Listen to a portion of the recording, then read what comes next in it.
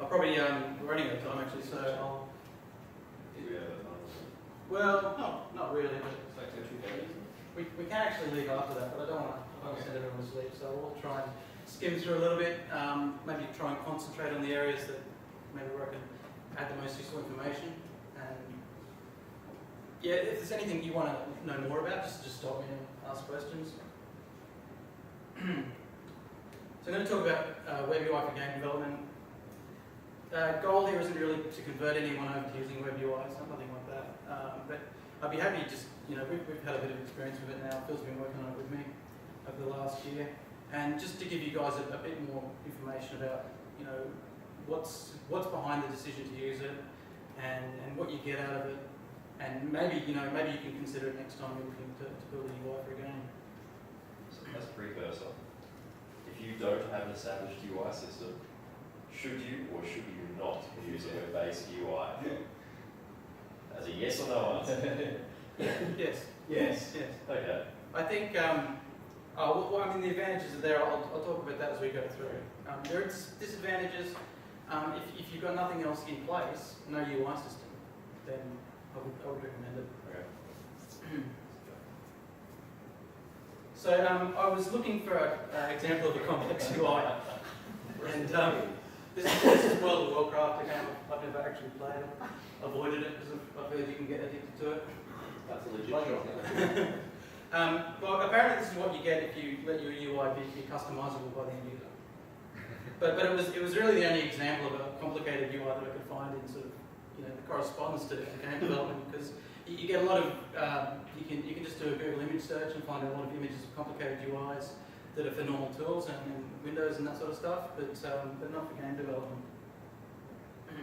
I'm talking today about basically using WebUI as your underlying UI framework, and that'll never make up for the fact that you don't have a good UI designer. So I'm not really talking about that today, but I think what WebUI can do is actually empower the best designers to make awesome UIs.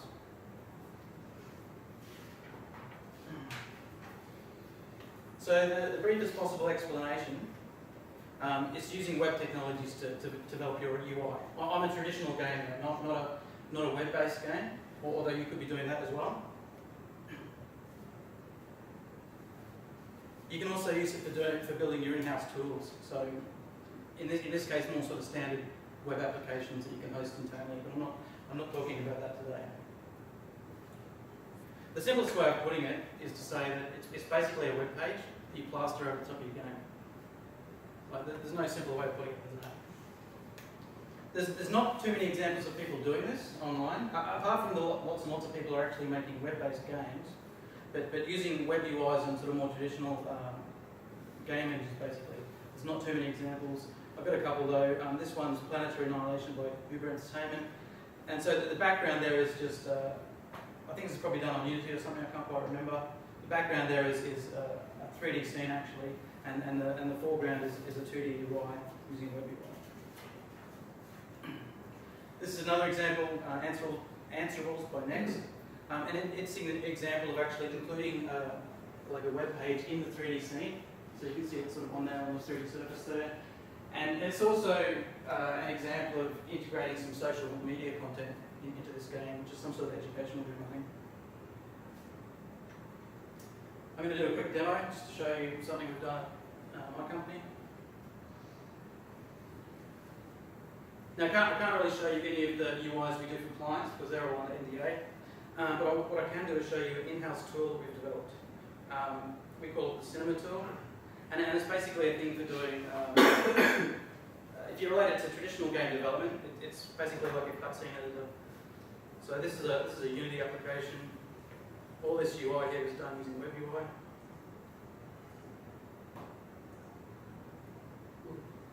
This whole scene is like a development test bed as well. It's just something where you put a lot of assets in just to play around with it, test ideas. So is this HTML5? Is there a JavaScript for the config? Yeah, this is all HTML5 and JavaScript, all the 2D stuff that's running on top here. The purpose of this tool is basically to generate these fly-throughs. So we can run these fly-throughs and capture out PNGs for each frame, or we can capture out APIs. It's one of the outputs that we give to our client. If we're not giving our client an interactive build, printed this off and give this some.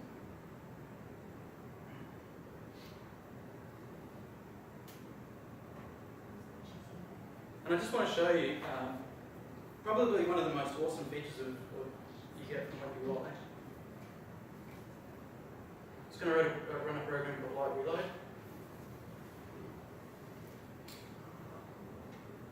I will restart this.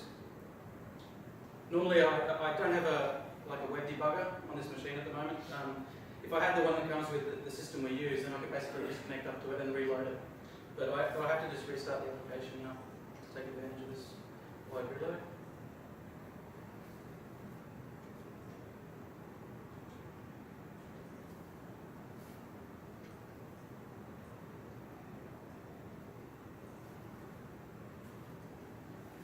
That's the traditional Unity UI you see there. And we're switching over to the WebUI. So, fingers crossed this will go the way I plan. So you can see I'm just changing some CSS there, changing the style, and the thing is the UI is live reloaded while I'm running the actual application. So you can do, I could change the menus, I could do all sorts of stuff here. But that sort of demonstrates it. I think this is the single biggest advantage of using WebUI is that you can just prototype the UI as you're going.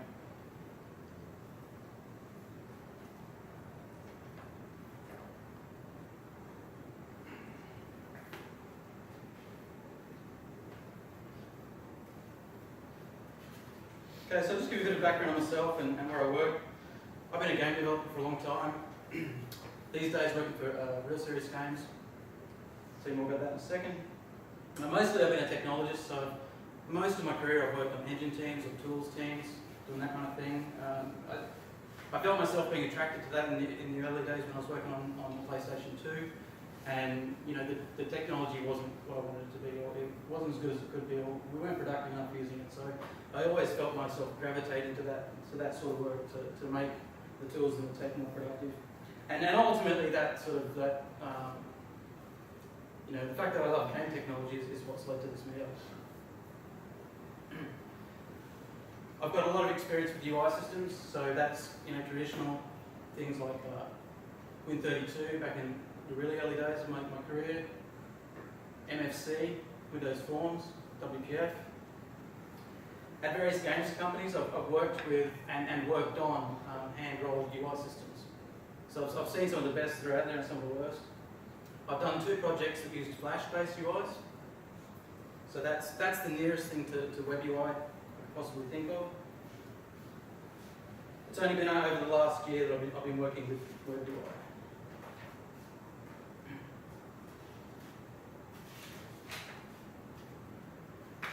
So I work for Real Serious Games. We don't make any kind of traditional games. It's all simulations for us. Been doing that for almost 2 years, going on 2 years now.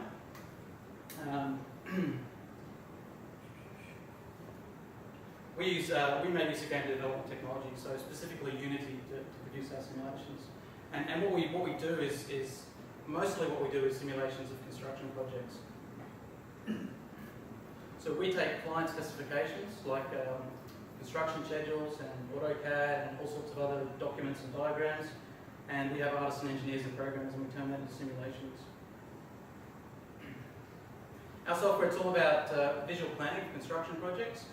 So the kind of thing that before computer visualization, the kind of thing that engineers would have to do on pen and paper, they can now basically use a 3D application to figure out how things work in the project in an interactive way.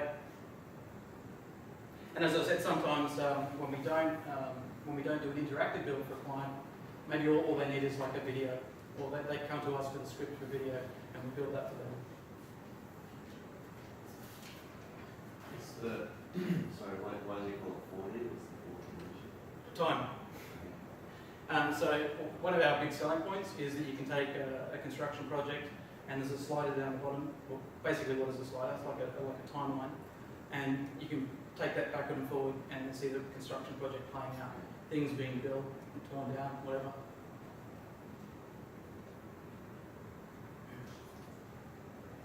So we do things a bit differently probably than the typical indie developer. So we have a lot of short-term projects, a lot of short-term goals. We also have a longer-term rolling plan for what we want to do with our product. We have two main streams of development. So the first one there is project support, where speed is very important. We do projects very quickly, and if you're a programmer working on those projects, you have to trade off basically speed over anything else. Obviously, we want to bring a good quality result to the customer as well. But the main thing there is getting things through quickly, from a programmer's point of view anyway. The other stream of development is product development, so that's a bit longer term. We slow down a bit, concentrate a bit more on the quality of the code and designing it so it works well. We're always after short-term results, but only if they fit in with the long-term plan as well. So we have a lot of projects. You know, some of them come and go without the programmers even realising they were there. So they just roll out our existing tech in different ways. There's projects which can be what's the current one we're doing has been going for about 6 weeks. Yeah. Yep. Some shorter ones will go for a week or two. They won't go for years. Yep. We've had a project that went before Phil and I were there, and then there might be one coming up like this again. Project. In fact, we can talk about this one. I think it was a big highway project. It's the demo we give all our all our potential customers. But the project didn't go for that long in terms of a single thing. So there was multiple small projects over that time. So basically, all we ever do is really tight, small projects. So in the product development stream, we're evolving our existing code base on a longer time frame, trying to improve the quality of it. We're doing test-driven development, so we're writing all our tests up front, and we've got a huge body of unit tests now to go with all that code.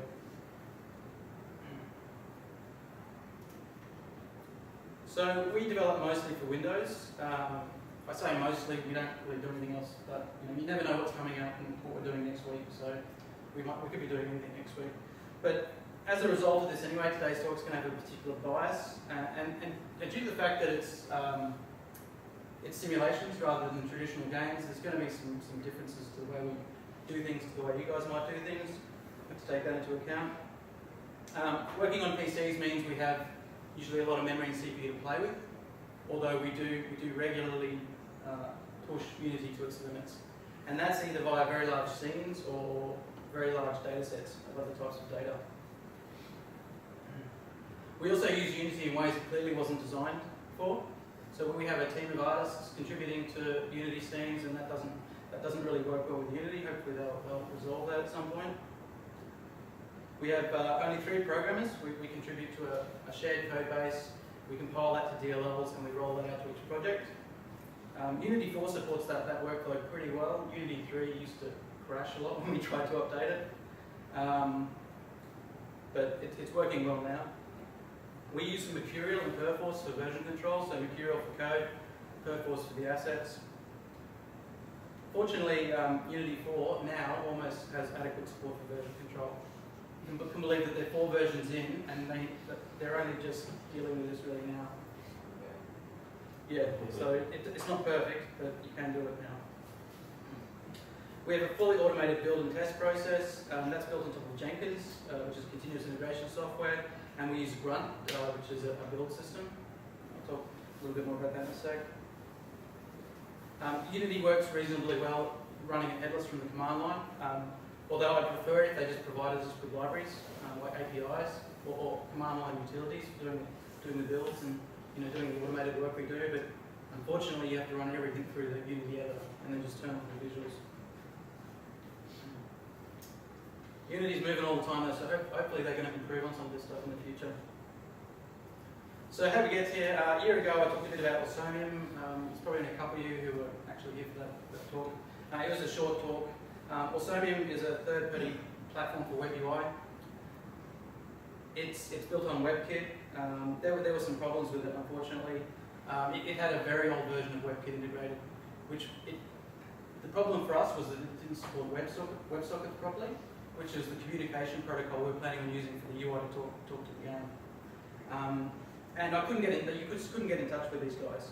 It kind of went quiet They did seem to have some activity again recently, but it seems to be dead again, so I don't know what the status of that is now. So we moved to a product called Coherent UI.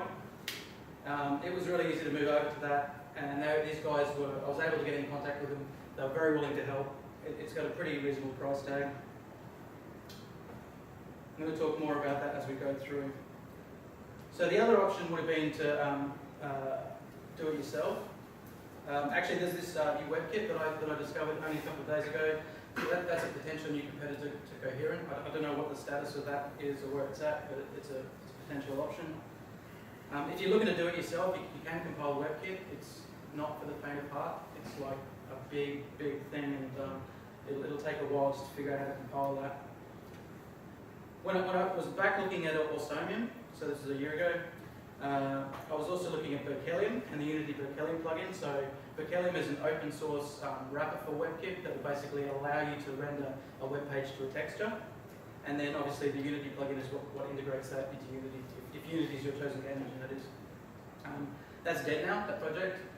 It looked like a good option, but they recommend now the Chromium embedded framework, which I've got on the list there.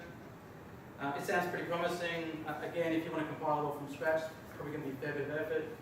But they do have binaries. You can get, I'm not sure what platforms off the top of my head, but if they support your platform, that might be a way to get started if you didn't want to use one of the pay options. Hey Ash, can I ask, did you find your kits on the Unity store? Or did you search the Unity store for these UI kits? We bought Coherent off the asset store. Like, really?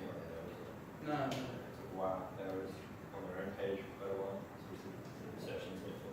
We were with them for quite a while over their beta testing. But I don't know, about 6 months ago or so, they're on the asset store. I thought there were a lot of options on the Unity web store for doing this kind of thing. Right, becoming more and more. I have seen one or two other things. You've got to be a little bit careful. Like the thing you get out of Coherent is it's a full WebKit implementation. You can do literally anything you can do on a web page, which is very important. Some of the other systems, are like subsets of HTML. Yeah. And maybe not going to do everything that, say, if you were to get a web designer, they might not be able to do what they want to do. So that's something to consider if you're looking at other things on the asset store. Have you considered the Microsoft options on this? I know I've seen demos in the past of people rendering Internet Explorer to a texture that's like Microsoft supported thing. I know the N3B guys, previous story, they used to render their own custom HTML in the game, and they switched to embedding Mozilla to render some of the game stuff. Yeah, I must admit I've got a preference for WebKit, just because I know that it implements all the latest standards properly. So I haven't really tried the Microsoft option, and I'm not sure that it would play well with Unity. The other thing you get with Coherent is support for the different platforms. So I don't know how well this is all going to play on mobile, but you get mobile and Linux and you get Mac and everything. So just a brief rundown of the other things we're going to cover. So who should consider using WebUI, why you want to use it, what it's all about, how you go about using it. I'll talk about some of the particular problems and solutions that we come across before I finish up. So who should be looking to do WebUI? I think primarily you're looking for a better way to do UI. If you're not afraid of using a proprietary API, by that I mean like Coherent's particular peculiar UI API, then I say just go for Coherent, because it's really easy to get up and running with, get it integrated in Unity. It supports other platforms as well.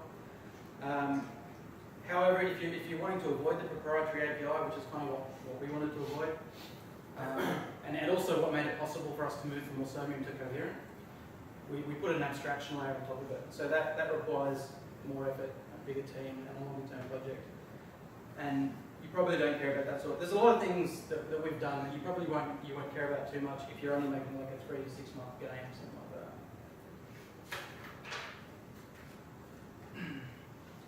So why WebUI? I find it really enjoyable to work with actually, since I've learned it. And it's pretty easy to get started with. So not just the ease of getting Coherent up and running, but how much like tutorials and resources and books and stuff there are on the internet to get into this sort of thing. I think it's going to be big. Not everyone's going to agree with this, but I feel like the whole software industry is moving towards the web, and I think game development is bound to be dragged along with it.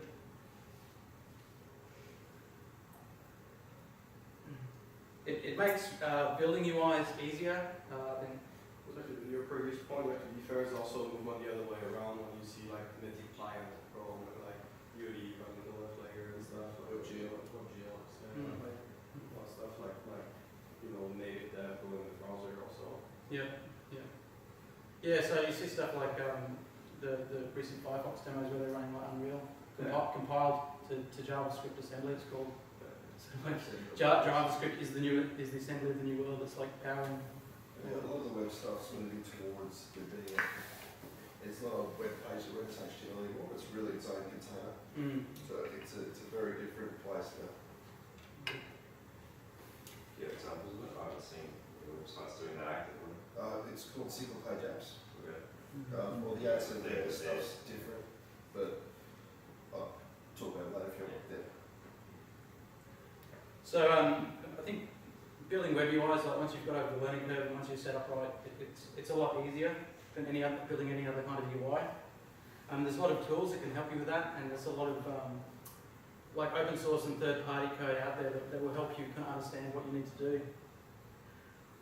The development environment is really, really simple, yet powerful and flexible. It'll give you high productivity, so what I demonstrated before with the live reload just means you can make changes and see them happen, without restarting again, which I think is just one of the most powerful things about it.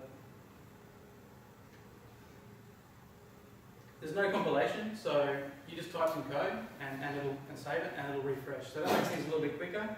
It comes with its own set of issues. I might talk about that later. But the whole idea of like fast iteration and feedback is what's so essential to agile development. Adobe have a suite of tools that can be used for fast prototyping. They know that Flash is on the way out, and they're heavily involved in the HTML5 standard, and they're building some good tools for that. I think we can expect more good stuff there. So that allows even someone who doesn't know HTML and CSS to visually create a prototype, which is really useful. We've made use of that before.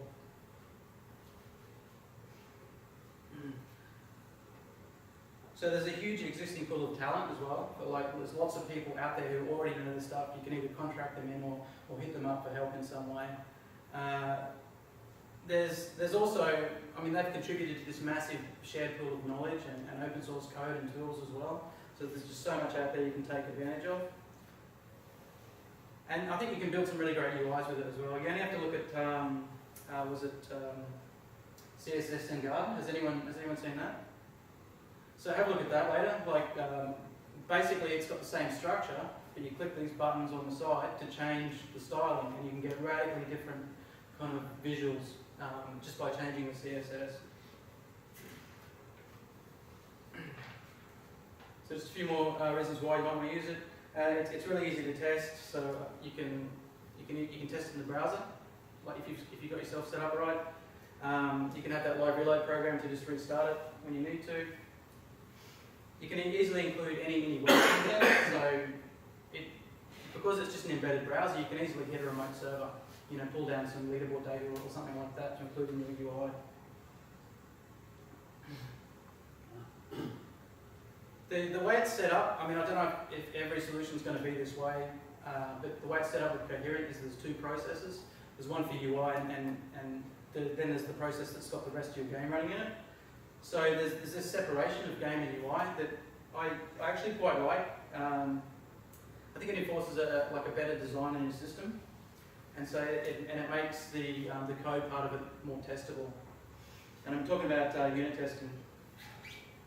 I think this sort of enforced separation as well for us. It's helped us clarify where the UI is and where the sort of core code is for our engine. And it gives you this ability, I think we haven't had to try this yet, but I would like to try it soon, to be able to basically just slice off the entire UI and replace it with something else, whether that's a native Unity UI or something completely different. But I think that enforced separation is good for that. Actually, just on one of your previous points on the last slide, if you don't have knowledge, or anyone in your team has no knowledge of CSS and HTML, did you say there were options to do the WebUI without that, or you have to know CSS and HTML? Yeah, I don't think you can get away with not knowing it. I mean, maybe you could hire a web designer to come in and do that. But ultimately, like, to get the most out of this, you have to learn HTML and JavaScript and CSS, or someone does. Yeah. At real serious games, like the programmers mostly do a bit of HTML, mostly JavaScript, and we've got some art guys who, you know, contribute to the CSS to make it look nice. And I teach 10-year-olds HTML and CSS. It's not They can do it for conceptually you. hard. They can do it for you, but it's not a big move. Right? The tools I was talking about are great for prototyping and like getting your ideas out and, you know, just getting the visual design working. But they generate HTML that's pretty difficult to work with by hand. So you probably end up leaving that behind and coding it by hand anyway. Actually, I guess the interesting point is are you going to talk about web frameworks? Sorry, frameworks? Because when you're starting at HTML5 as well, one of the other things is there's a lot of frameworks out there you can just get, and if you're using a straight browser, I imagine and you basically just say, here's what I want it to do, and it'll manageable for you and make it look good. I'm not going to talk too much to that, but in my list of tech at the end that we use, it's got the framework we use, so The I'll only mention that. catch being, of course, you introduced Float by bringing in a big framework that does everything for you, which I guess is, I don't know if you can talk about that as well. That's probably the biggest catch I can imagine with putting a full web browser in your app. Yeah. Good question. Can you do anything responsive with that? Like, can you do research activities and all? That's a good question. That's where I was going to get to that at the end. Yeah, so like that's another benefit. I will be talking about that specifically to do with the people point, so we'll come back to that. Let's move on. So why particularly real serious games, RSG, have we brought in WebUI? So the thing that drives this is Unity's UI is just like unsuitable. Like it's the immediate nature of it, where all your kind of logic and rendering code is wound up together. It just makes for bad code. So you see a lot of examples of bad code related to Unity UI. So it makes it difficult to write good code. So I think that like when you're under pressure, trying to release a deadline, certainly you're going to be writing bad code because you're just trying to get through it. It also it looks really primitive, like, and you can skin it, but it's I don't know, it's painstaking and it's tedious to do that. And none of us, in the end, we had to change the skin, and none of us could remember how to do it. It was a bit painful. That was part of our legacy UI. No, this is the built-in stuff. So NGUI and some other ones are available, and they're better, but I don't know. I still wasn't keen on. They didn't open it up to designers that I could see. Is this stuff cheaper than NGUI? Sorry. Is this stuff cheaper than NGUI, sir? I've got the pricing coming up. I Okay. can't remember how much NGUI is. Oh.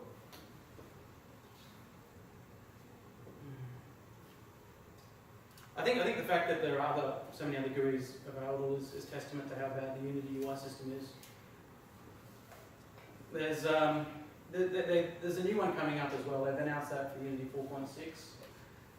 But who knows whether that will actually be delivered. It's been coming for a while.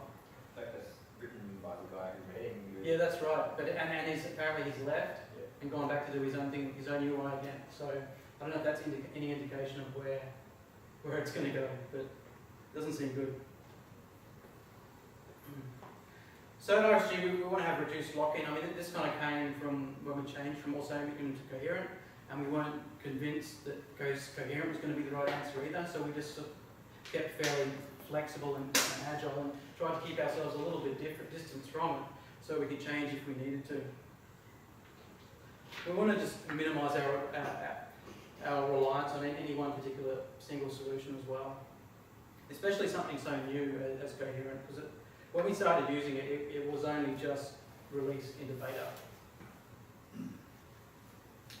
We have particular needs where we need to get projects done quickly, and then that's also getting UIs, like custom UIs for particular clients, rolled out quickly. So the speed at which we could develop was very important. And then what we're working towards now is having a common UI, but something we can change using CSS to customize for particular clients. Whereas the main thing we've been doing at the moment, just because it's so quick, is roll out a whole new UI that like an artist will prototype and a programmer will integrate, and we do that per client so far. Particularly our UIs have basically become art-driven, which is really nice to take programmers out of that loop, because I think if you're funneling those sort of tasks through the programming team, it's a very expensive bottleneck, and you probably don't get as good a result out of the end.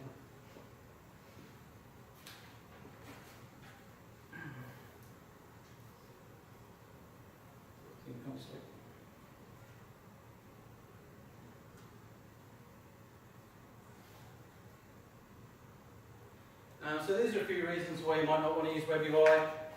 There are potential performance issues. This is probably going to be especially so on mobile devices. We haven't had any particular problems on PC, although there are some problems around the latency of data transfer between the game and the UI. I'll talk to that in a moment. There's also some dependency issues as well. Yeah. It requires some direct XDLs and stuff. Oh, that's all gone now. Yeah, I don't know. Yeah, I'm it's saying just that was haven't really really. like that. Yeah, so originally they didn't support mobile other platforms, but now they do. We haven't upgraded for a little while. We're due to soon. There's a pretty steep learning curve with web technologies. We've been doing it for over a year now. We're pretty advanced at it now. But there's lots of resources out there to help you get your handle on it. If you already know it, that's good. I guess some people already know it. I mean, learning JavaScript, HTML and CSS, it's a bigger ask than you think. JavaScript is pretty easy for beginners to pick up, but it's hard to master. It comes with a massive set of problems as well, but they're pretty well known. So if you learn about them, you know those, but it's just another thing you have to learn. HTML is pretty easy. CSS, again, like JavaScript, it's easy to get started with, but hard to master. And it also comes with a large list of known problems and oddities. Because it's like an evolved system, right? There's nothing that's perfect about it. It's evolved as the web itself evolved. Is your your Unity code use C# or JavaScript? C#. So it interfaces with the JavaScript and WebUI? Yep. The separation between the UI and the game will actually add some complexity, so you've got to be willing to take that on board. I've mentioned it, it's got some positive side effects in terms of testing, I think, and just having a better design rather than, Unity's almost the polar opposite, encouraging you to have everything, in the one file, maybe all your logic and all your rendering code. And if you don't want to get locked into proprietary API like Coherent, then you're going to have to put in a fair bit of effort to get an abstraction layer in there, and that might be more time and effort than it's worth for you. I mean, if you're considering any new technology, there's always a chance it's going to be a bad idea. And so new technology basically always has some consequences, some of which you won't have foreseen. Here's some tips basically though that sort of I found that will help. So just be as informed as possible and learn as much as you can before you dive into it. Make sure you've got other options and you've tried them out as well. You're going to have to plan time to learn and also plan time to make mistakes. Any new technology is going to require learning, and it's going to require learning how to use it properly. It's going to require making mistakes. And I think that's an important part of the development process. You just need to make sure basically that you're planning to how you're going to, you're going to need to have time to recover those mistakes. Plan to mitigate against them being large mistakes. So what you would want is lots of small mistakes that you can easily correct rather than any giant ones. And basically just reflect on what you've learned and the problems that you've had and learn from that. Something that will help you in the future. Above all, you've got to look at your own situation and just carefully decide, whether something's right for you, rather than just diving in and going headlong into it for a particular project. Under certain situations, you're going to want to avoid new tech. So when you can't afford to make mistakes, or if you're severely time constrained, you probably want to avoid it. But sometimes you just can't avoid it because maybe you don't already have something. So what is Coherent? It's a WebKit wrapper.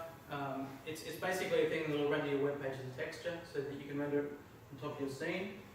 They include a ton of open source code, and they've got a huge list of it on their website. It's interesting to read. They support a number of platforms and graphics APIs, and I'll probably just gloss over that. There's a couple of slides on that, but not too much to talk about. Development of the product moves quickly, so they fixed heaps and heaps of issues in the last year. It's just continuous rolling fixes. They've announced version 2, but there was nothing in particular that was coming up that I was interested in.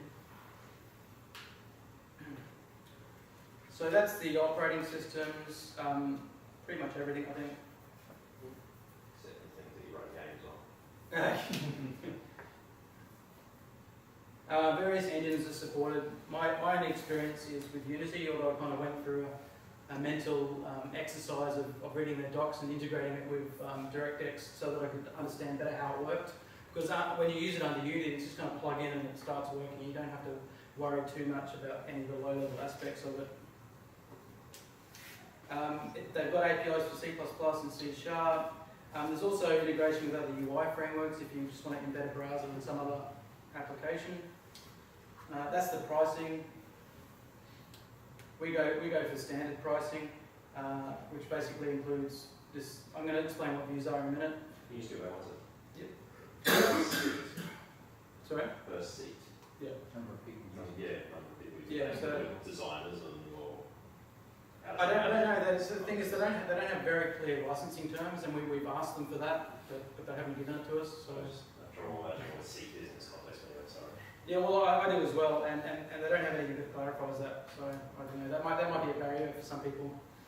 We're actually in direct communication with them, trying to get them to give us an agreement for that kind of thing. Is that included as well with version 2 upgrade, or that being a separate? I'm not sure. Yeah. It's not like a subscription. You just buy it from the asset store and then you kind of have it. Yeah. They've got a pro license, which we would because we haven't negotiated the license terms with them. Like that's just sort of stalled. We were meant to be getting that. But standard's pretty much all you need, and you can probably get by with less than that as well. This is what you get with standard. The things that were interesting anyway to us, you get better control over the performance of it, unlimited number of views, which I'll explain in a sec, and you get this on-demand views, which only basically re-render when they need to be, when something's changed in the UI. I haven't had to worry too much about the performance of it, so this is just something I got off the internet that just gives you a performance comparison. This is running on an iPad 4, 16 gig iOS 7.0.2. The stats from a game called World Zombination, which I hadn't really heard of before that, but they figuring out what to use, so they did these performance tests. Ngui had the best overall performance. Scaleform, which is a Flash solution, had the worst overall performance. Coherent performs the best, but only with a static UI. Like when you bring in an animated UI, it's got inconsistent performance results. That's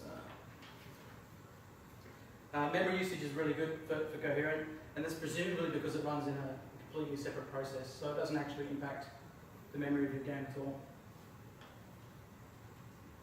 Just makes it hard to measure. Yes. Okay, I'm going to talk a bit about how you use it, how it works, and how you integrate it. So the development environment is so simple, you probably already have it. So it's, the basicest thing is Chrome and a text editor, right? Or any kind of web browser, we use Chrome. For text editor, we use Sublime Text, which is a really nice editor with lots of plugins and ways you can extend it. Live reload is really valuable. So there's a GUI for it, but it's supposed to be good on the Mac, but it's pretty terrible on the PC. It keeps crashing. So I use a plugin for live reload for Node.js. I don't know if anyone's heard of that. But that's what I was running before, what you saw me running. And it's really awesome. And it makes you really productive making changes to your UI. Now, if you're working on a simple game, then you probably have a simple UI. But if your UI gets more complicated, the load performance can be pretty bad. So what you need to do is have a build script basically that will sort of compact it and what they call minifying it, removing all the stuff from it and just sort of making the download size smaller. It makes a difference. I think for us it's mostly that we were doing some pre-compilation of CSS and that was really expensive at load, so we put that into our build script. The next thing for us is basically pre-stitching together templates so that it hasn't got a ton of different template files to stick together. It's already packaged up nicely for a fast load time. Of course, you're going to need your game as well, so you can actually test running the UI live and as you're developing it. There's a coherent release debugger, and that's basically like the debugger that you see in Chrome, but just in its own kind of standalone window, and it's got a button and it'll just automatically connect up to your game. So you can, I don't know if anyone's used Chrome for web development, but it's basically almost turned into an IDE for web development, and so you get the debugger from that, which is really powerful. When you say you can use Chrome for test debug profiles, I think you can test somehow in context, or do you have to run your UI inside of Chrome? So you're really running It depends on how sophisticated your setup is. Or can you somehow connect Chrome to the running application? You can. It requires a bit of extra effort. I'll talk about how we do that in a sec. But like, literally you can just start, there's 101 different ways to start a web server. Really simple to start a web server on your local PC. Not like in the old days when you had to like download Apache and configure it. You basically have a web server running in your application. Well, you can do that, and that's a really good way of doing it. But it can be just as simple as running like a web server from the directory where your web files are at. So if you set up your WebUI in the right way, it'll detect that there's no kind of back end to connect to, and maybe you've got some stubbed out data that you can just test it with. And that's a really powerful technique for testing and developing. Just trying to visualize. So you would have your UI in Chrome, I suppose, but your application would be running over here in a different window. You would interact with that. It would communicate back with the web service stuff, which is in your application, and it will do things to your app. But the UI is over here while you're testing. We've got multiple ways of dealing with this. I'll cover some of it now. So the first thing is you can sometimes, if your UI is simple enough, you can just load up a file from the file system in Chrome. And it just has to know that it can kind of fake out some of its data. And that's easy enough to do. The next step up from that is running an actual web server. Like it's so easy to run a web server just to test it. And then the next step from that is building a web server into your engine, which we've done as well. You don't need to do that with Coherent, as I'll explain, but it makes it easy to kind of serve up web pages just from the running game into a normal browser instance, which is great for looking at logs and performance and remote control and all sorts of stuff, and just for testing the UI that you're working on as well. The last thing I've got on the slide is the test bed. So this is another thing we have, which basically all our code, which runs the UI and is kind of independent. This is C# code as well. It's independent of Unity. We can run that in a separate test bed, and it's got its own built-in HTTP server. So we can just run that, connect up to it with Chrome, and a lot of the functionality, all the logic behind the UI can then be tested without having to start up Unity, which can be painfully slow depending on your computer speed. This is a diagram from Coherent's website, sort of showing the workflow and how it all fits together. On this side, you've got your artist, your designer, and your programmer working with whatever tools they've got, working on the UI assets, which are then going into Coherent, which it's rendering and then basically ending up in your game. They're down the bottom here in the box with the dotted line. They're just highlighting the fact that you can bring in other other web frameworks, other packages. They're all able to be used. You can also make use of HTML5 video and audio, which might be useful to you, depending on the situation. This is sort of the simplified workflow, as I said, which basically just shows that you can have either a programmer or an artist kicking off the UI development process. So we go either way at Real Serious Games, depending on what we're doing. Like sometimes an artist will put something together for a client, and then we'll integrate it and make it work properly with the engine. Or it's the other way around, like a programmer can kickstart it, and using something like Twitter Bootstrap, you can actually get it looking quite nice without much effort. And then you hand it over to an artist to skin it, and they can radically change it and make it look really different.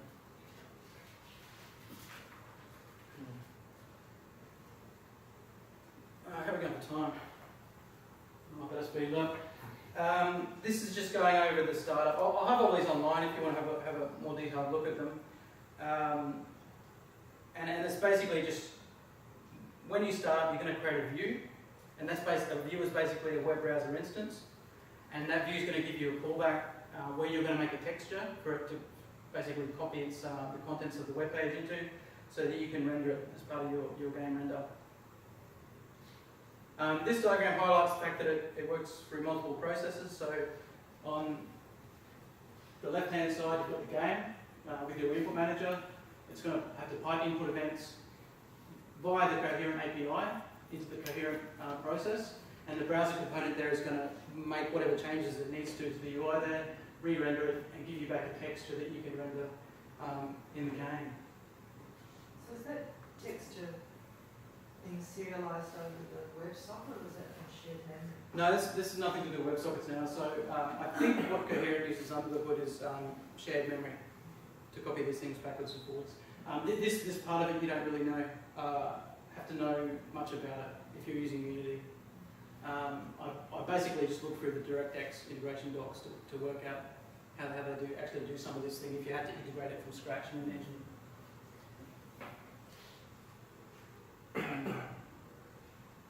But yeah, I think it's shared memory that's used for that, and we use WebSockets basically just for higher level UI state basically.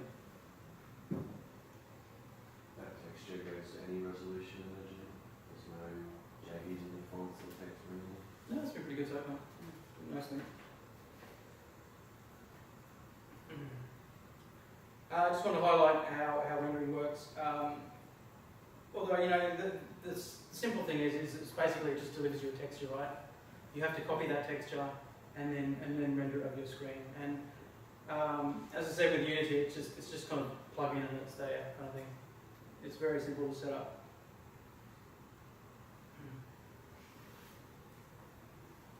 One thing that's important about this slide actually is just the sequence. And again, like you just don't have any control over this with Unity, but what you might want to do if you can sequence it properly is to have your sort of game AI and update going after you've sent messages to the UI, and have the UI update and render and deliver its texture by the time you've done all your other update and render work. So you get a bit of parallelism there because of that.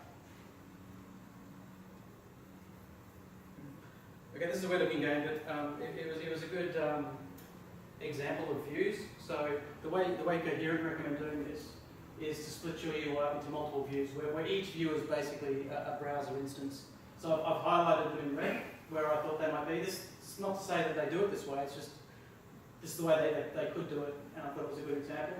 And so effectively, each of those red boxes you could display in a browser by itself. Then do you do hard code composition or? Exactly. How do you do that? It's up to the programmer. I don't think it's a good way of doing things. It's not the way we do things at RSG. We do like a single full screen page, which gives complete control to the artist in terms of layout and all the responsive stuff you were talking about before, so that you can, being resolution independent and independent of the aspect ratio and all that kind of stuff is like a solved problem in the web world, and you can make use of that, but really only if you've got a full screen web page. So if you do it the way Coherent recommend, you're not going to get that. I assume they recommend that because if you're only rendering these little sections, you're not paying for fill rate for all the transparent areas. That's the only argument I can think of why you actually want to do it that way. They think it's really important because they base their licensing model on this. So if you get like the standard licensing model, then you get unlimited views. And I was like, no thanks, we just need one. So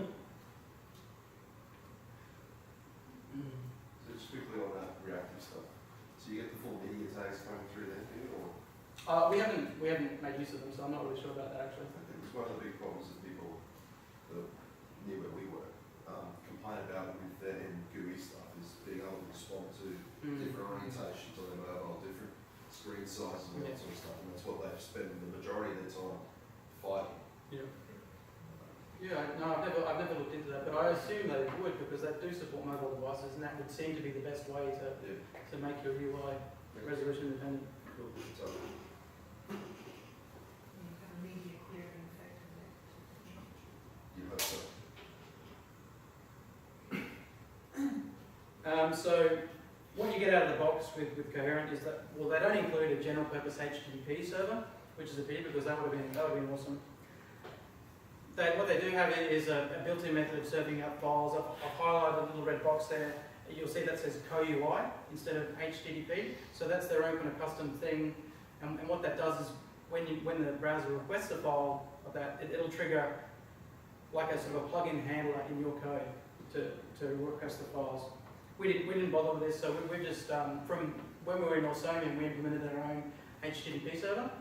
So it didn't really worry us. We already had that, which is pretty easy to do with the Microsoft libraries, by the way, to quickly hack together a web server. It's not difficult these days. Have you set it up so that it's not exposed to other machines contacting your machine? Like make sure it's only downloadable. Yeah, so you've got to set it up in that right way, which actually means you can't use some of the later Microsoft APIs for starting up a web server. So we use like the older TCP listener, where you can actually specify the IP address that you're bound to, and that way you can isolate it to the local machine. And if you don't do that, then you get this kind of like Windows firewall dialog that comes up and says, do you want to unblock this application? So we've got it set up so it doesn't do that. Now, of course, even if you don't make your own HTTP server, you've got full access to hit remote HTTP servers, just default. You know, if you've got a page running under Coherent, which is what I was talking about earlier. You can integrate web content. You can hit your news servers and get some news about your game and sort of integrate that into the UI, that kind of thing. It can be really useful. Coherent comes with like a binding solution as well, like so that you can. This is what glues the JavaScript to the C#. You can call functions between the two and vice versa. The built-in way of doing it, you can get by on it and it's simple enough, but we've got our own system built on top of that. I'll come to that in a second. Getting the input working was one of the more painful aspects. So the main problem here is that if you want to have a full screen page, actually maybe this is an argument for the multiple views as well, but if you want to have a full screen page, then you might have like a text box somewhere in there. And if you give that focus and start typing stuff, you don't want to have other hotkeys in the game going off. And this is a bit of a pain to solve, and Coherent haven't really given us a good solution, although they have given us some sample code, which is very similar to the way we did it already at Real Serious Games. Basically what you have to do, and this diagram on the slide makes it look more simple than it is, but you have to hand over input to the UI process, and if the UI process doesn't handle that, it's got to hand it back. But you're responsible for writing the JavaScript code to do that, which is a bit of a nuisance. Writing the JavaScript code to do that. Yeah, and they'll give you sample code. In your JavaScript, in your pseudo browser, and then you'd have to send it back to the game as a C# fallback or something, so that the game knows from there. So you can easily enough write JavaScript that will find an input event or something that just hits the background of the page or something, right? Yeah, they have these things called bubbling events, and so if an event, like an input event, isn't handled anywhere within the web page, it'll bubble up to the highest level, the document level, where you can have an event handler that just sends it back. Yeah, so as I said, it's painful to have to work that way. It'd be nice if they provided like a better. There is actually a legitimate solution. So this top level event handler does exist in Yeah. and you can then pipe that back to it. So Yeah, it's easily enough solved. It's just you. Okay, so it is easy enough to pipe it through. There's no edge cases. Like, does it work? Yeah. It does work. You know, like. But we do it with mouse clicks, with keyboard events. You put web browsers bubbles, if you've ever got bubble systems. I've done anything with. I'm really. So you probably just attach to the top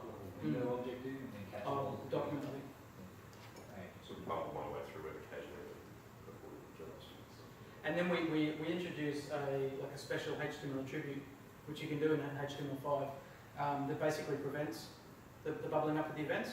So our designers can just say, oh, this area of the screen is excluded from passing input events back to the engine. So like mouse clicks and keyboard input in that area won't send the events back, basically. Does that make sense? Yeah. I'm going to talk about now, just try and get through this quickly, the differences of the way RSG do this. We do it a bit differently, and it's partly because of the legacy of moving from Morsavium, and it's partly because we don't want to be locked into anything in particular. Also, we want to be able to build, the end result is we want to be able to build UIs quickly and turn around projects quickly. Coherent, simple approach, I think it works great for simple UIs, simple games, but our UIs are getting more complicated and we wanted to, we needed something that suited that and suited our process. So one thing we did is we've implemented our own in-game HTTP server. So basically that's a server within the game that's delivering content specifically for the UI, although it's useful for lots of other reasons. This is what also means you can basically load up a page to test your UI or remote control your game just in any browser. And if you change the security just slightly, like the way you kind of bind to the IP, then you can control it from a LAN as well, which can be, we've actually found that to be useful, remote control when we build across a LAN.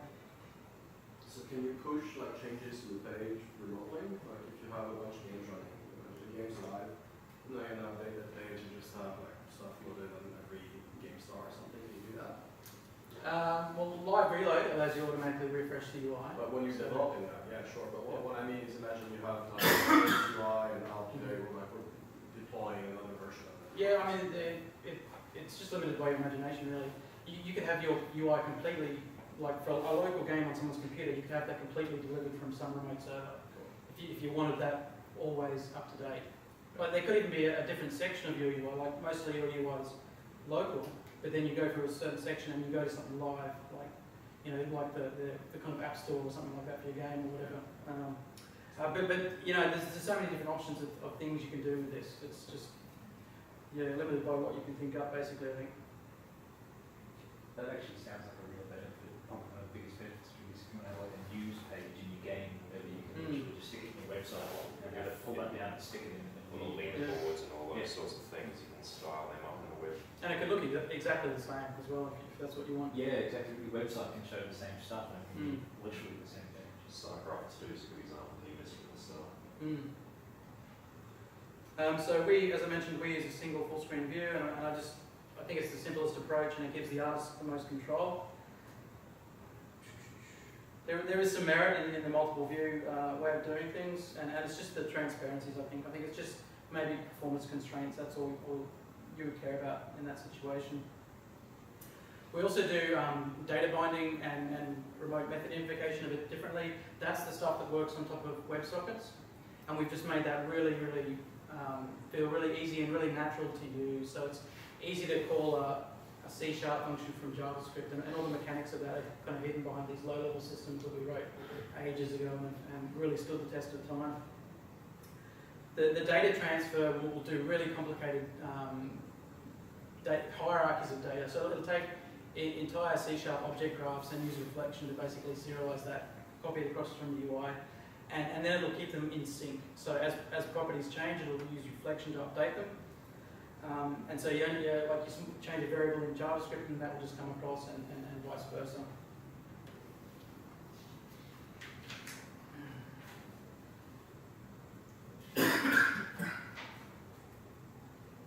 So I'm just going to talk about a few of the problems we had and potential solutions to them. And then I'll be pretty much ready to wrap up, I think. One of the biggest problems is basically just getting yourself into a mess with JavaScript. It can be a painful language to use. There's some really nice aspects in there, so I mean, congrats to, I think it must be Brendan Ike, who was briefly the CEO of Mozilla recently. He apparently, the legend has it that he rolled that language out in like 6 weeks or something. He made a language and rolled it out to Netscape in 6 weeks. And you know, given the things that he got right compared to everything else that he got wrong, it actually seems pretty good. He basically did reinvent Lisp though, Like, is the reason he could do it in 6 weeks is he wasn't going from scratch. He basically took Lisp and Yeah. then made it have a C-sharp syntax. Yeah, Which so is why it's the, an awesome the model. point of that is like it's got a functional heritage to the language, which is nice if you're getting into functional languages. Do you find that your designers tend to pull in jQuery and... Oh, we do that. We pull in heaps of stuff. Does it work well? I'm worried It's about not fully jQuery and there are all stuff. Yeah. Yeah. I mean, we were pulling quite a few libraries. Some of them have been useful. Some of them we've used once and never used them again. And, but there's been a few really standout ones. Douglas Crockford has a book called JavaScript Good Parts. Highly recommend reading that. It's really tiny because there's not many good parts, but it's got an appendix that tells you the parts you should definitely avoid. There's plenty of resources and books and meetups and stuff like that you can go to learn about this sort of stuff as well. Input handling, already mentioned that. It's just a pain having to cycle the input through the WebUI and back again. Does that cause serious latency problems? If it's a different process and you're piping it over there and you're piping it back, you're not going to get the input at the same time you get the input now. You're going to get like window messages later. Yeah, I mean it doesn't seem to be a huge problem, but maybe for like if you've got a game that requires a really fast response rate, that could be an issue. I can just imagine your real time. If you've got to pipe all your input through the UI, then you've got an extra. Oh, you don't actually have to pipe it all through. I mean that works easiest for the kind of single page approach. The multiple view approach, you can kind of like whether your mouse is hovering over like a HUD element or something like that. Yes, in the back end. The HUD element, it's hard to know really. Yeah. I don't know. I just get worried about that. Yeah. Input latency is a big deal. Yeah. And if you're piping a separate process and it comes back later, do you sync and wait for it to come back? It Is just it straight, or do you just get the input back when it comes back? It just comes when it comes, and it all seems to work pretty well for us. Don't worry about that. We do get the second item down is data transfer performance, which we do have occasional issues with. If you're like trying to animate something, like if you're in a separate web page, we have one that's got like a scrub thing where you can scrub the timeline. Yeah. And the naive way of setting that up is that every kind of tick of change, it sends a variable change back to C#. That's enough to overload this thing and make the UI. So you've got to work around things like that. So we just throttle those messages basically, and throttle the number of messages that can be sent. Like queue and then sort of treat the queue once per frame or something. No, that'd be a sort of a more automated way of doing it. But because we've only had this problem like 2 or 3 times in particular circumstances, we've always been able to work around it without having to do anything like that. So we always just handle it in JavaScript. If there's a particular thing in JavaScript that's causing a lot of data transfer, we just throttle that manually into It would JavaScript. seem to me that the UI wouldn't really have a concept of frame rate. No, it doesn't. No, it doesn't really know about frames or anything. So then any event-based stuff potentially gets a bit wonky. I don't know. It's always trouble getting out by ones and things like that. This is just a particular way it works with Coherent as well. Sort of, they have events that can basically tell you when they're entering the frame. They get used to it, but it depends whether that's implemented in this particular version of it. This is just a particular way of doing things with Coherent as well. Like other packages, like I don't think Warsamium had multiple processes. Okay. I think it was all something you just included. Yeah. Like the whole thing in, and you had direct control over when it was updated, when it was rendered, when the texture came back to you. So I mean, this is just one particular way of doing it, and it's not going to be right for everyone. Load performance can be bad, as I said. If you've got a complicated UI with lots of pieces, you're probably going to want a build script to kind of optimize that. Is it smart enough to do typical thing that happens on a web page where it presents stuff that's got and stuff that's still loading, or sort of? Yeah, it does that. It does that. Yeah. So your UI will slowly appear as it fetches stuff. Yep. So standard web stuff. I mean, you can mitigate that by we put a lot of our stuff, a lot of our script references and a lot of our external file references in the body, which means they all get loaded asynchronously together. If you stick all that stuff in the head, it's more likely to kind of bang all in front of you at once. If that's what you're doing. Is that how they do it? Yeah, it's just understanding how web pages work basically and how they load the data. Okay, so there's actually web sync stuff for dealing with that you can use.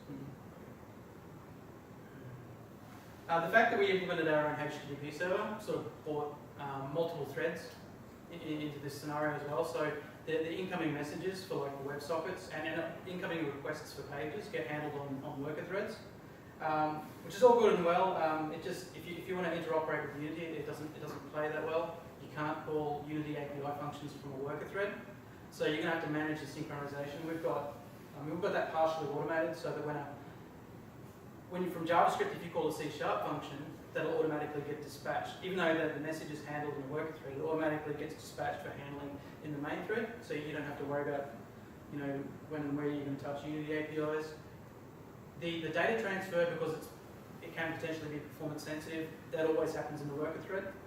But because it all operates via C# reflection, that can actually call code, and that code can eventually, if you've got it set up this way, get back to Unity. So in those cases, we do this sort of manual scheduling approach where you say, I want to take this chunk of code and just schedule that onto the main thread because it's got to make some change to Unity.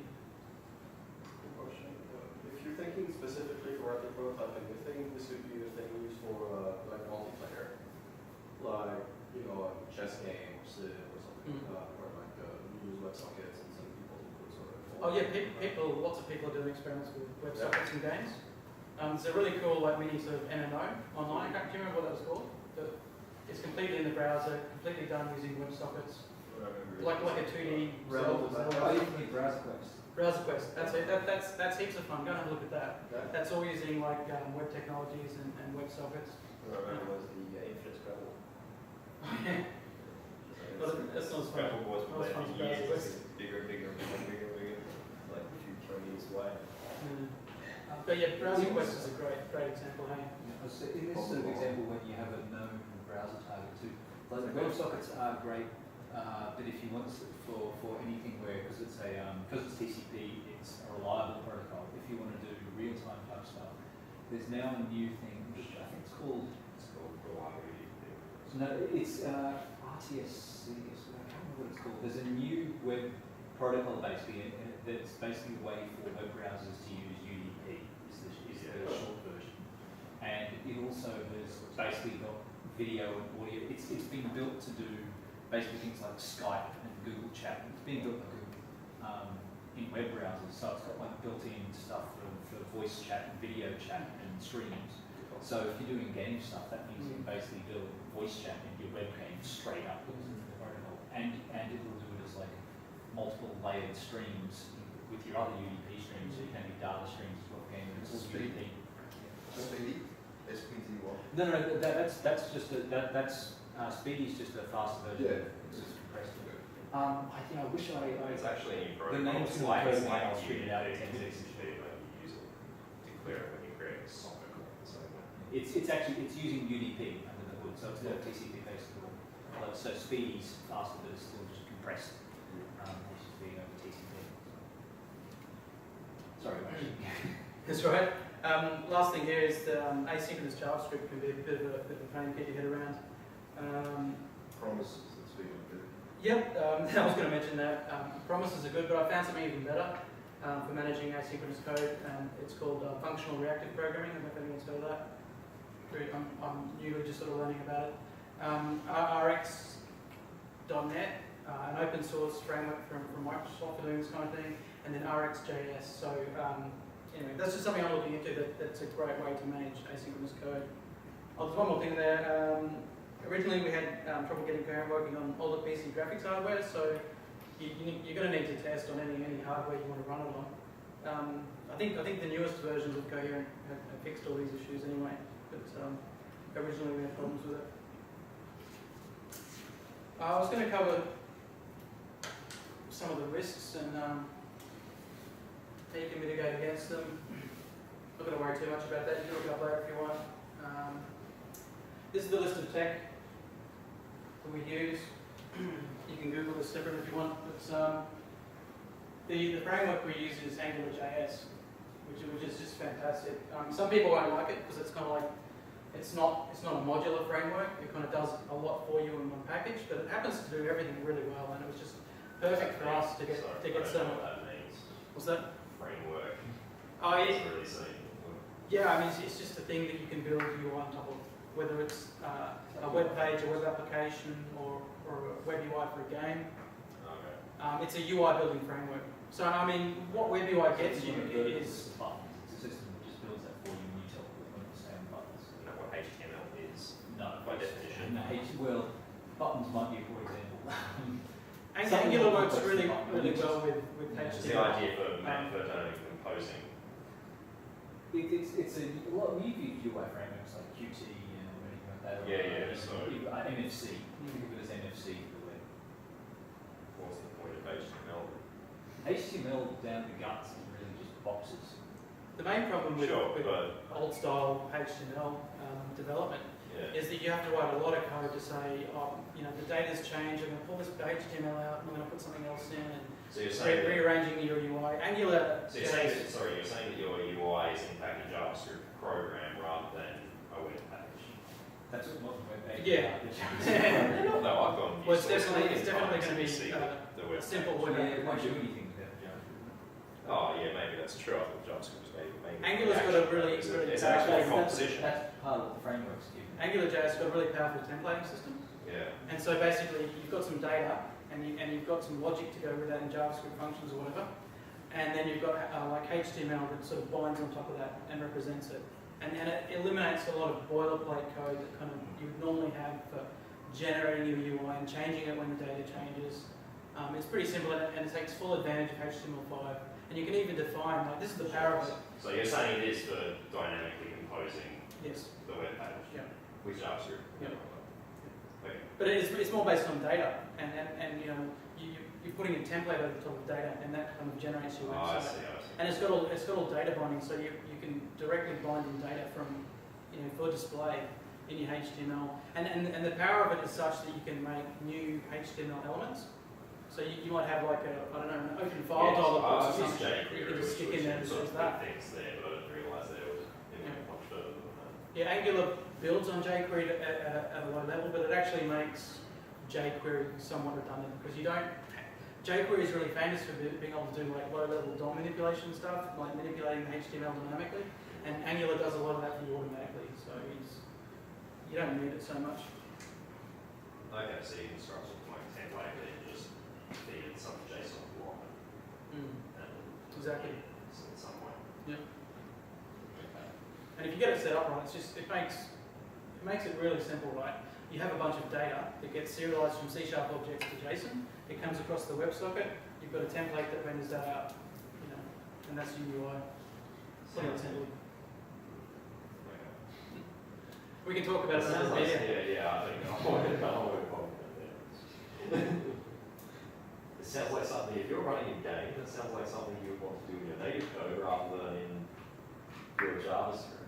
Yeah, I mean, Surely you'd I'm surprised at how little I care about that. If you're working in a place that's real serious where Yeah, your yeah. banks moving out really fast, Sure. you imagine they can work in JavaScript. We can make UIs really quickly and they're good enough. If something designers, And they look really nice as well. designers are using every other day of the week, then that's useful, I suppose. But, Yeah, if you're getting to the big thing with JavaScript is you can give it to an artist and you know they're not going to call a seg, create a seg file. yeah, that's kind of cool, except I probably wouldn't want to see an awful lot of code running in JavaScript. Triggering events in JavaScript is one thing, but. I'll wrap it up at that. We can, if anyone wants to come to the pub, we can talk about it some more. Any questions before we go? Did you? It's one question about the upside actually that didn't see you cover, but that I'm curious about is reusability in the sense that going from one project to another, I'd assume that you know essentially most UIs are going to be the same Yeah. for the kind of projects you do especially. Yeah. You know, you're gonna have open, do whatever, a couple actions here and there and stuff. So how much of that you think is better than if you're like, for example, UV or something else or whatever? It's really easy to reuse. Like the framework AngularJS allows you to include, kind of like a C++ include statement. It allows you to include other HTML files, which you don't, surprisingly, you don't normally get with HTML. Yeah. But that allows you to do that. So you can pull in all sorts of modular UI. You can have your file system set up so that you could override CSS, you know, for particular projects to override your base, your normal styling. Yeah, because I'm thinking from the perspective of motor, of course, and I'm thinking like for a new game, you know, you're gonna start building UI from scratch again. It would be be like, alright, that's easy, I would put blocks there and stuff and all that. Whereas we could just take like generic UI or JS. Oh yeah, exactly, yeah. And change the CSS and that's pretty much it. Yeah. Interesting. Yep, definitely. And did you get any upsides also in terms of like Unicode, for example, like language support, things like that? Because that's much more standardized on the web than that. Yeah, it hasn't been something we had to deal with, but there is support in WebKit for that kind of thing, so yes. Just render into the text, just like,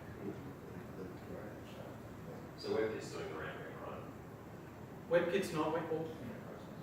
Yeah, but WebKit Yeah. is the library that's doing all that, Yeah. the rendering. Yeah. What JavaScript engine is running? VA? VA. Yeah. Okay. I think that's what's called. Can you plug any JavaScript engine in alongside WebKit, or was Oh, yeah. WebKit have it? I doubt it. I think there was some actual work in WebKit to decouple that. I don't know where that is. So, right, it's where Node came from. oh yeah, Node's V8 engine running on the server side. yeah. Well, Google used WebKit in Chrome. They wrote the themselves. WebKit was used previously by Apple. I presume they used different JavaScript. Google didn't like the other guys. Yeah, So did, Google wrote V8, WebKit's the HTML rendering part. That's how sorry, I- they didn't do Node. They They wrote VA. They didn't. Chrome uses WebKit and V8 coupled. I presume WebKit, which was an Apple technology prior, would exist before that with a different JavaScript. Actually, it wasn't even Apple originally. So it was Linux. KDE. Oh, really? Okay. And it's actually an open source project. Well, anyway. Apple used it though. I thought Safari used WebKit. Yeah. Okay, so it exists for. But I think they integrate a different JavaScript engine. Yep. Yeah, well, that's what I was just saying. I'm curious to know. Yeah, So that suggests to me that the JavaScript engine is interchangeable and decoupled. Well, it is, but I don't think it's that easy to do. Changeability come from WebKit, not necessarily from Chrome. Okay. Did So what about the rendering? So, like you said, it depends on DirectX. That seems strange. Why does WebKit actually have a hard? No, that was just dependency? an older version of Cohere. Cohere has a hard render dependency. So does WebKit insist on a particular backend rendering? It doesn't anymore. It used to have a dependence on So something you to do with can DirectX. provide something that will fill a surface and then just give you pixels. And That's the I think most of us. so I can put OpenGL or DirectX behind it. Well, one of the big things for me, possibly with this, bothered me about it, I'm pretty sure most modern web browsers still do most rendering in software. They don't use the GPU. But there's been a big push lately for the browsers to use more of the GPU. WebGL will sort of help those as well. So the other question I've noticed in modern web pages, there's a bunch of control where you can sort of start rotating, twisting things around. It looks like they've got some perspective now. Can you actually like tilt? Is there a Yes, buffer on a web page these days? CSF transforms. But seriously, WebGL is geo-binding. Oh, I know WebGL's fine, but that's just you create CSS3 stuff, which is hardware accelerated, isn't it? Okay, so does that mean the web page has a full page then buffer? Can you tilt something in web space? No. It depends how you build the page. I think people just fake that sort of stuff. Like there was one 3D game that was all done using regular CSS, and it's a bit buggy, but it's amazing what you can do just There's 2D. Because I know you can do all those transforms with your role. I've seen that, but that doesn't suggest to me that there's depth. You don't need that. So there is a Z buffer retained for the entire page. Oh, no, sorry, no, there's not. Well, it depends on Z stuff. buffer. There's a JavaScript competition called JS1K where you'll see people do like 3D, like Wolfenstein clones with like CSS, like shit like that, and like in JavaScript in 1K. The reason I'm asking specifically about Z buffer is because if there's not a sense of Z in the web page, it's hard to integrate with Well, there's a 3D. sense of If Z. your UI is not flat. There's a You sense wouldn't of use Z, it. but there's no buffer. You wouldn't make a page to like build it as a normal page to make a 3D game anyway. Like none of that stuff. Well, a lot of UIs aren't essentially flat. If the UI has a sense of depth, then it could be useful. You can actually render It seems like a distinct limitation of using a web UI to me that your UI must be flat. And that's very unusual in video games. Like it's not that maybe sort of modern phone games or something with all these ways to make UIs, but that's sort of not traditional. That's not a It doesn't have to look It doesn't have to be flat, especially if you use kind of